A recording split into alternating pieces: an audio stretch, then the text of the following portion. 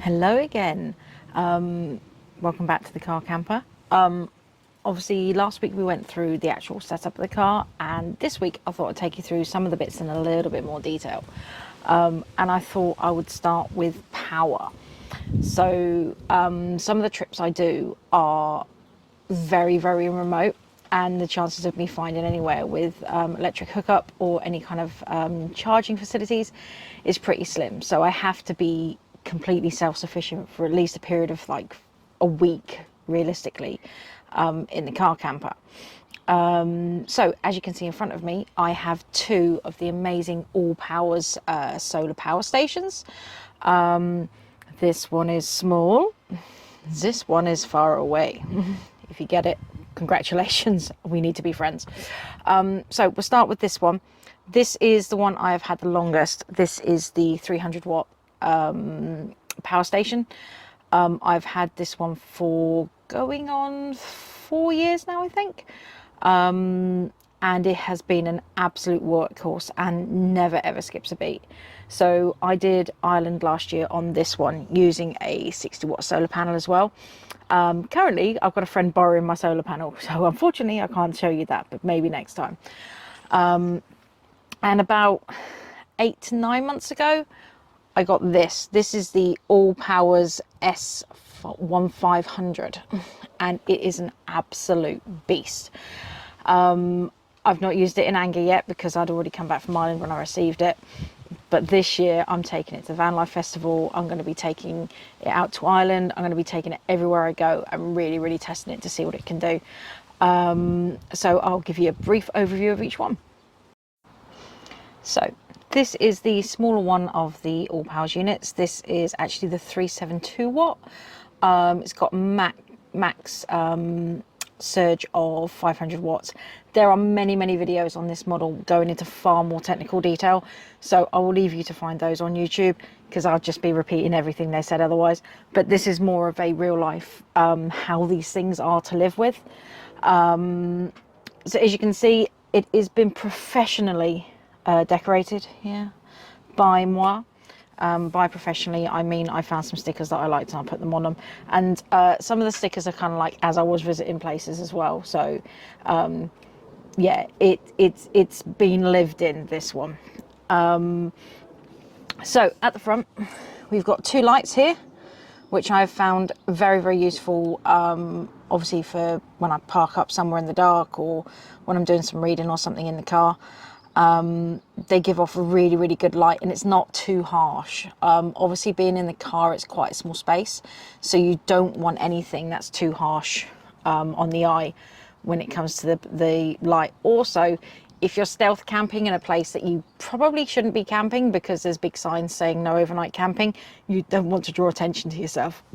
So I tend to put one of these on only, and that I can read by that light. It's a really good light to work by. So apart next to the lights we have this button here. Now this is a really interesting button, this one here, because this does two things. First thing it does is it turns on the wireless charging. So this model, unlike the bigger one, has a wireless charger at the top. Super handy if you've got a wireless charging phone or device, so you can put your smartwatch and your phone on there. I have tried it with both and they both do fit.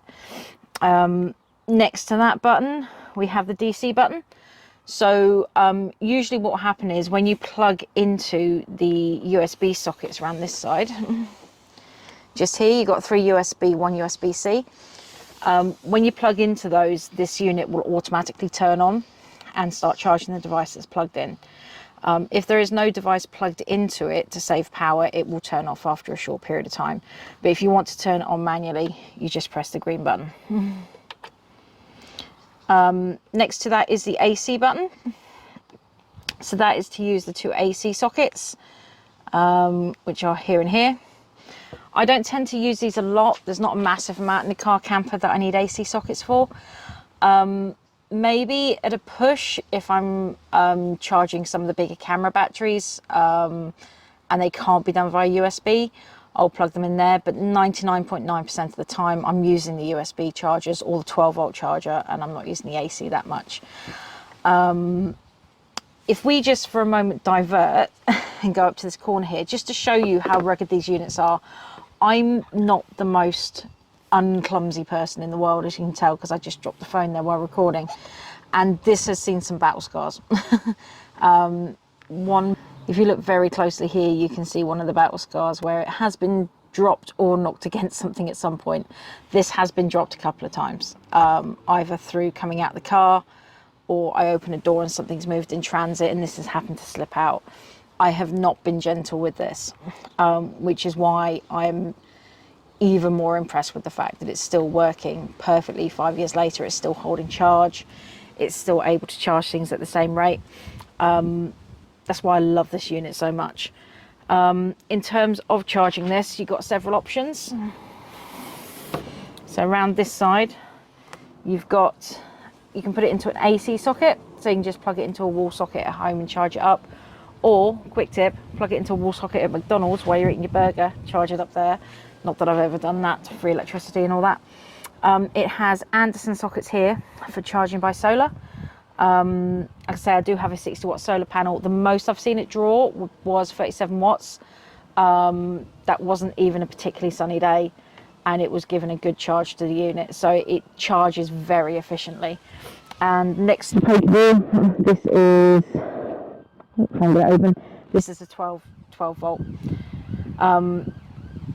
Interestingly, you can actually charge via this input on a 12 volt from your car as well. So what I have, if I can find it, is I have this multi-socket for use in the car. So this plugs into the cigarette lighter in the car, and it allows me to charge 3 other 12 volts plus 4 USBs from the car power. So what I tend to do is, if I'm doing a particularly long jaunt, so if I'm driving, for example, from London to Holyhead or the other way around, I'll plug the Allpowers in and charge it off the DC, and also charge up anything else I have. So I have done the Allpowers, the fridge and phones off this, and sat nav and dash cam off this as well. And this still charges really efficiently off that power. So yeah, just to give you an idea of how long it will last on a full charge, I did a trip last year which was roughly 6 days.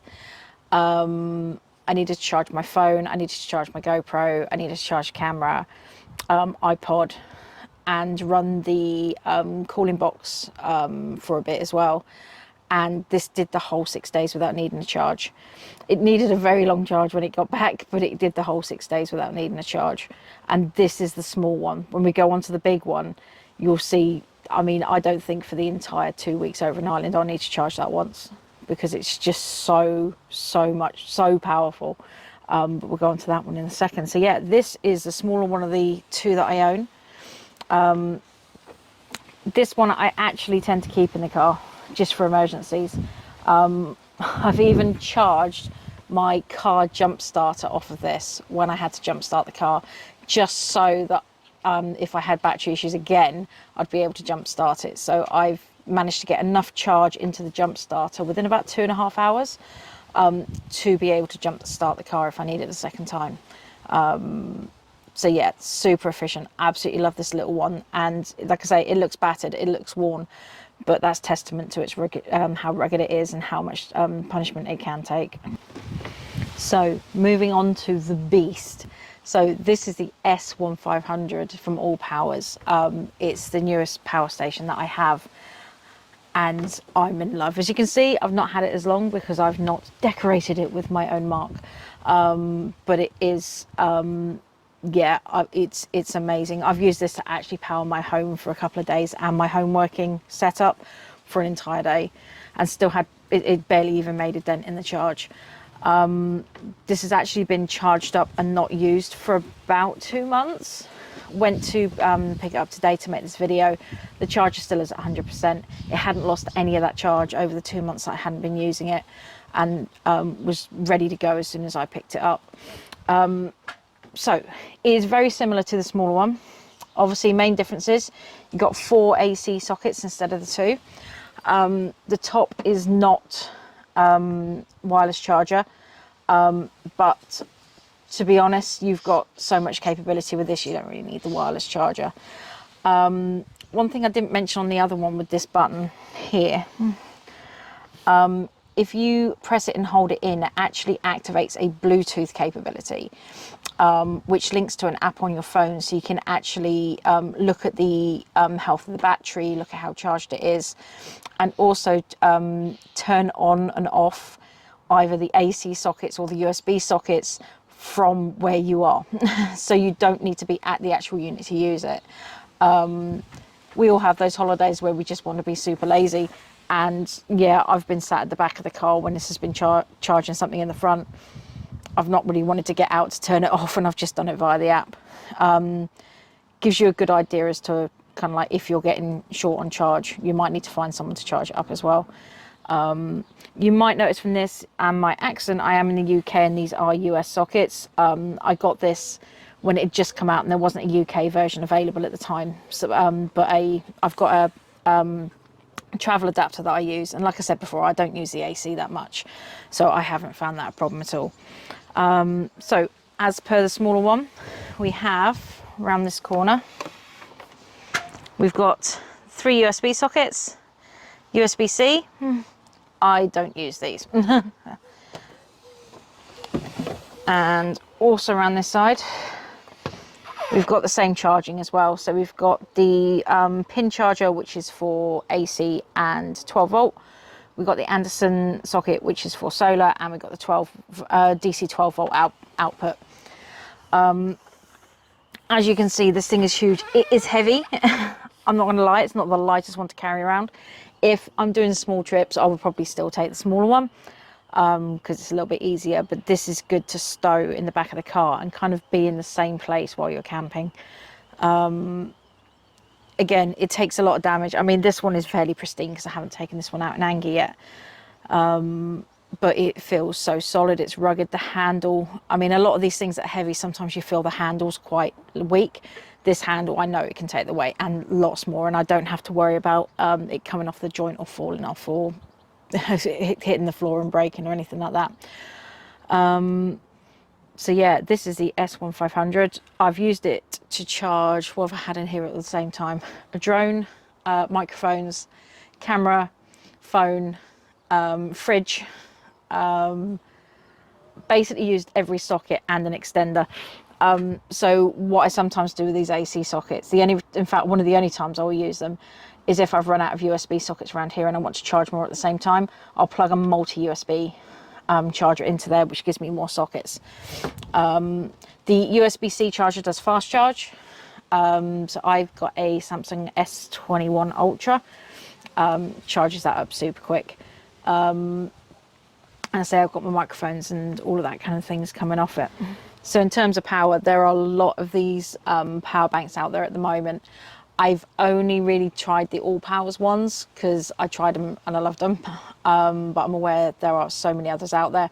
I would recommend you do your research, kind of like work out what your power draw is going to be. Write a list of what you want to power before you make a decision as to what power solution you're going to come up with.